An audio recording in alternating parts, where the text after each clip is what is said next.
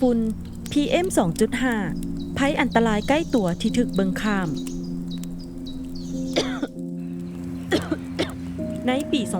2019 มีผู้เสียชีวิตก่อนวัยอันควรถึง 4.2 ล้านคนในทั่วโลก เนื่องจากมลพิษทางอากาศที่มีอยู่ในเมืองและเขตชนบท การเสียชีวิตเหล่านี้เกิดจากการหายใจเอาฝุ่นขนาดน้อยหรือฝุ่น PM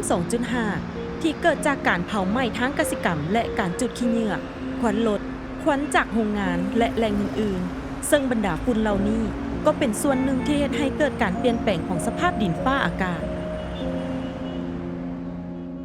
โดยเฉพาะต่อกับบุคคลที่มีความเสี่ยงสูงเช่นเด็กน้อยผู้สูงอายุแม่หญิงถือผ้ากลุ่มคนที่อยู่ใกล้แหล่งมลพิษตลอดผู้ที่มีพยาธิประจำตัวเช่นพยาธิหอบหืดและอื่นๆฝุ่น PM 2.5 แม้นฝุ่นที่มีขนาดน้อยกว่าความกว้างของเส้นผมคนเฮาถึง25เท่าเมื่อเฮาหายใจเอาอากาศที่เป็นพิษเข้าไปฝุ่นเหล่านี้จะเข้าไปในปอดของเฮามันจะกระจายไปทั่วร่างกายและจะถูกดูดซึมเข้าไปในอวัยวะต่างๆเมื่อฝุ่น PM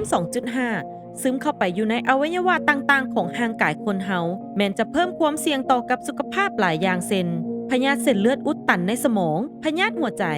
พยาธิปอดซ้ำเหื่อพยาธิมะเร็งปอดและอื่นๆ เพื่อรักษาสุขภาพของพวกเฮาและลดผ่อนความเสี่ยงการเป็นพยาธิคือแม่ของนางน้อยการปรับปรุงคุณภาพอากาศแม่นเป็นสิ่งสำคัญสำหรับทุกคนโดยการหลีกเลี่ยงการจุดขี้เหงื่อในครัวเรือนและการเผาไหม้เพื่อการกสิกรรมหรือเปลี่ยนมาใช้พลังงานที่ช่วยลดผ่อนมลพิษทางอากาศเช่นพลังงานจากแสงตะเว้นจากลมจากน้ำพร้อมทั้งปลูกต้นไม้ให้ใหญ่เป็นป่าหลายขึ้นควรระมัดระวังฝุ่น PM 2.5 ที่เป็นอันตรายเหล่านี้โดยการอยู่ภายในเรือนและปิดประตูปองเยี่ยมถ้ามีเงื่อนไขก็ใช้เครื่องฟอกอากาศในเวลาที่คุณภาพอากาศบ่ดี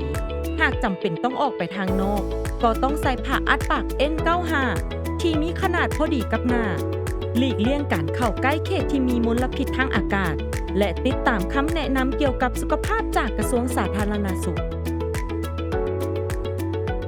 ติดตามข้อมูลข่าวสารเกี่ยวกับคุณภาพอากาศได้ในเว็บไซต์กระทรวงทรัพยากรธรรมชาติและสิ่งแวดล้อมมอนเรติดตามเพจ Facebook ศูนย์ข่าวสารการแพทย์สุขศึกษาของกระทรวงสาธารณสุขเพื่อเบิ่งคำแนะนำการรักษาสุขภาพอย่าลืม3ข้อสำคัญเพื่อปรับปรุงคุณภาพอากาศให้ดีเฮาควร 1. ลดผ่อนมลพิษทางอากาศ